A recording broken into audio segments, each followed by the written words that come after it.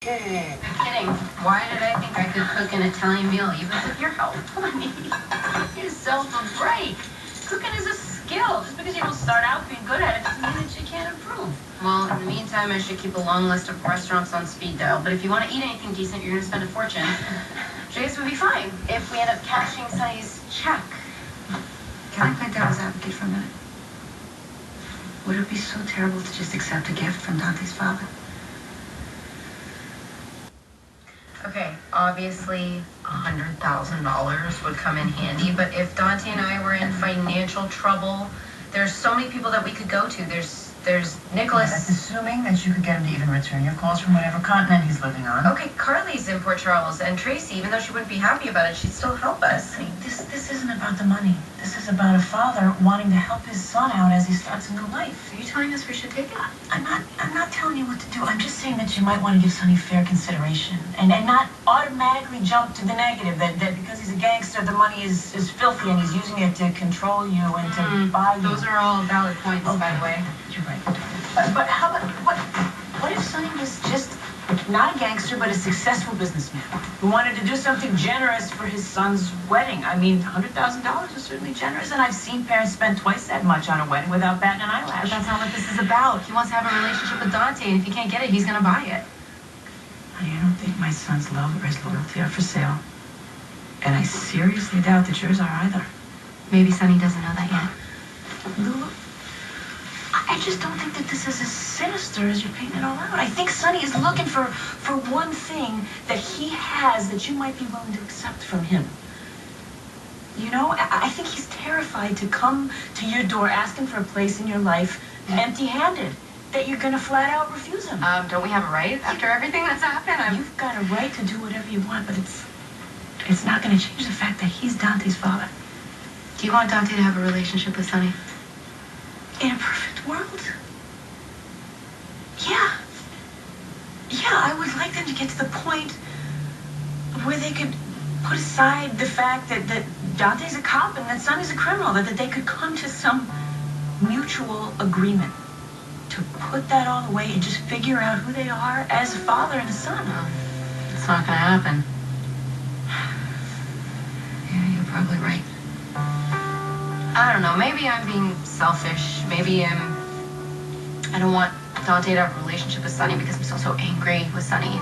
But it shouldn't be up to me.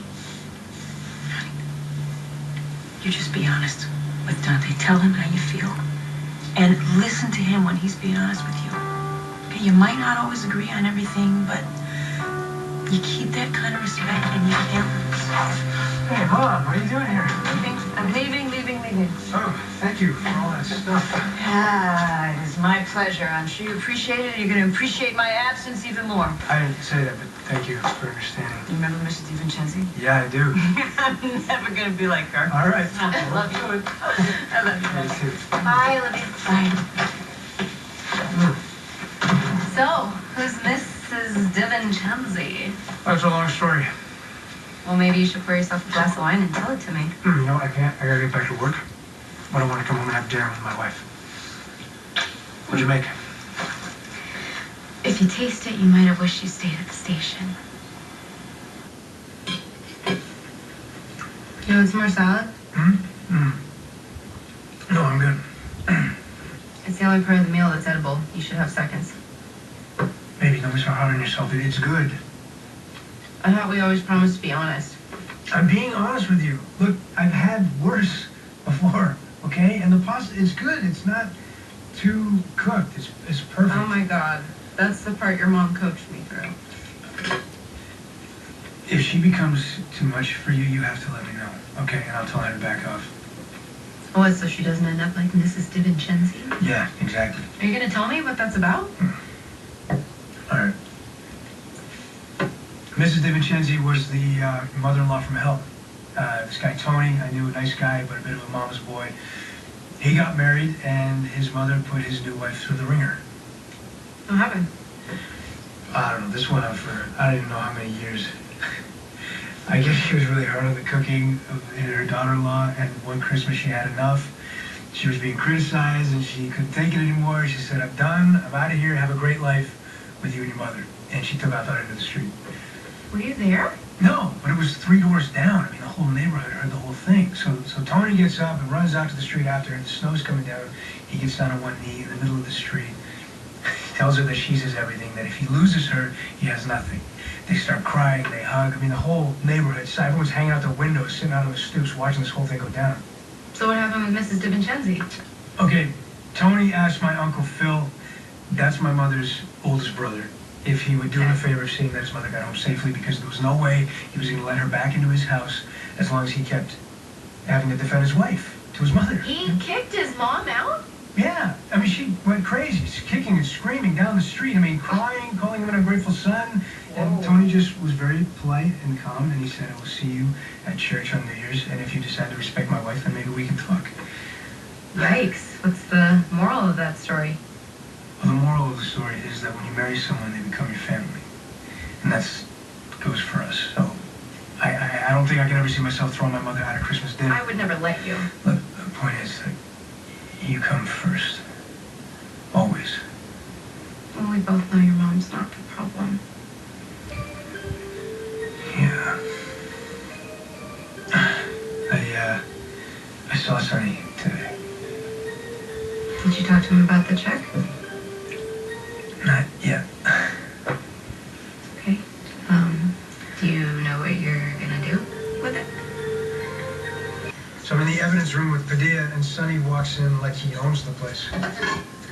That's tactful. Yeah, really. Bad enough that Padilla's already weirded out by the fact that Sonny is my father. He walks into an area that's supposed to be secure. Did you guys fight? No. No, he was polite. He just wanted to talk to me alone. For what? Michael's girlfriend, Abby, was killed in an accident right before Christmas. What? Yeah, Michael's pretty messed up, I guess, and Sonny's worried about him. So Sonny wants you to help Michael? Yeah, I don't know what I can do. Look, this stalker has been after girls from Vaughn's, and he attacked 3 of them, and Michael was trying to do the right thing, so he sent her out of town, but that's where the accident happened. Oh my God, so Michael's blaming himself. Yeah, of course he is. So Sonny wants me to find this guy and give Michael some closure. Well, maybe it's a good thing that Sonny's coming to you instead of going to his guys to take care of the situation. And he didn't come to see me just about Michael. He also wants me to go and see him at his house. Oh, what? You've been very good. I'm impressed with your lack of opinion right now. I have my problems with Sonny, but he's your father, so maybe it's time for you to figure out what that means to you. Not that I like the idea of you guys bonding, but... Wow. She was bonding. Well, look, if you want to have a relationship with him, I will support it. Because you held my hand through the Spencer insanity, and... I won't have to hold your hand. Well, I want to hold your hand through this, and he's obviously reaching out, and the least that you could do is talk to the guy. Oh, hey. How are you? Good. I have a message for your father. Tell him it won't work. You think I've talked to him? Ta-da! Take a closer look. Be my guest. Wow. Oh. I got it. Oh, just what I always wanted. A garlic-encrusted diamond. What are you doing anyway? So my dad sent that to you? Well, I can only assume it arrived on my doorstep with a mysterious message written on the back of an invitation to New Year's at the Metroport. What did the note say? You got the rock, I've got the setting. Any idea what that means?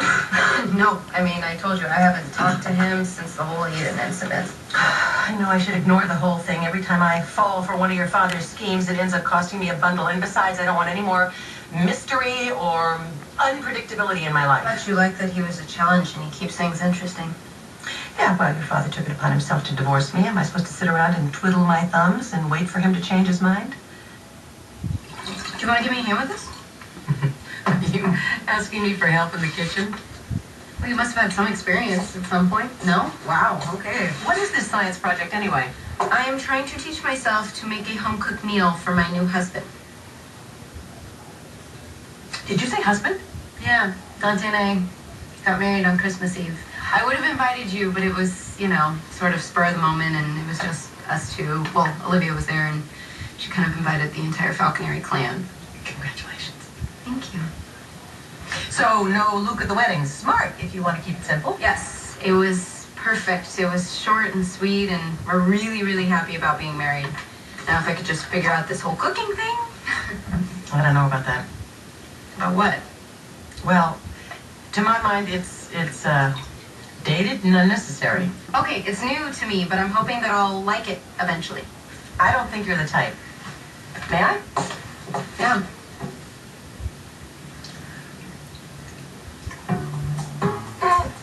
Oh, no. Trust me. Woo, you're not. Oh. Okay, well, I'm not asking for your approval, and I'm following your advice, by the way. My advice? I advised you to take up cooking? No, you advised me to find my own bliss and to stop trying to rescue everyone around me.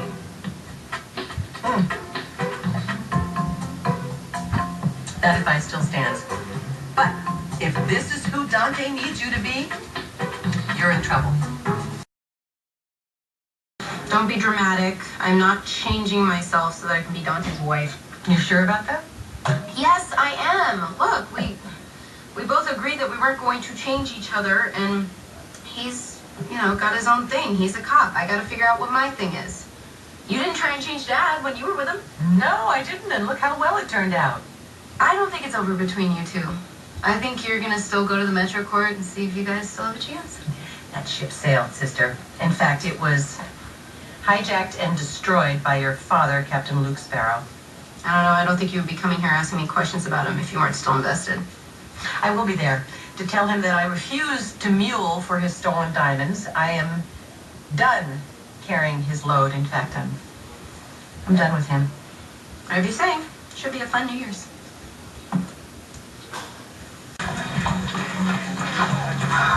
Well, Happy New Year. Have you seen our daughter's most beautiful wedding ring? Wow, that is so beautiful. Congratulations. Welcome to the family. If you need anything, you know. Dante and I are fine, thanks. All right, I'm gonna get us some drinks.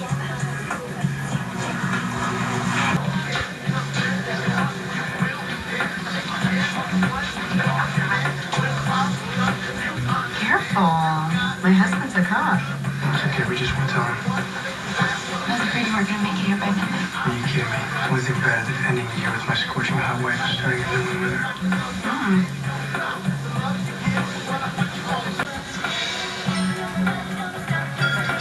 Excuse me, everybody. Can I get your attention? Everybody? I want to start this night off by proposing a toast to your wonderful hostess this evening and my mother, Carly. I'm sorry, I'm not really sure what last name you're going with nowadays. It's still Jax, right? Just bear with me, Mom. So this night is a tribute to my mother. A woman with many accomplishments, but yet still she puts her family first. A glowing example of knowing what you want and getting it, no matter who got in her way. And isn't this a amazing place? I mean, come on. Well, let's hear for Carly, come on. Let's hear for Carly, come on.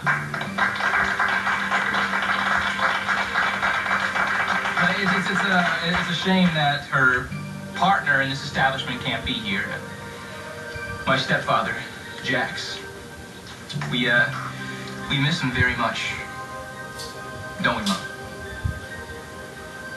Yes, we do. It was such a terrible tragedy when Jax's plane went down, plunged into the harbor. I mean, nobody could have survived a crash like that. I mean, it didn't really help us. The grieving process, considering Jax's body was never found, isn't that right, Mom? What are you doing? It's a toast.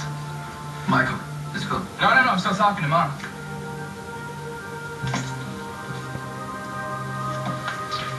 Jax is dead, right? He's dead. Because dead is dead, there's no coming back from that. Why don't you ask Abby? Oh, that's right, no, you can't ask Abby. Why don't you ask me? Maybe this was too soon for you. Oh, well, why don't you answer the question? It's a simple question. Why don't you tell all these people what you've been saying for months? that Jax is dead.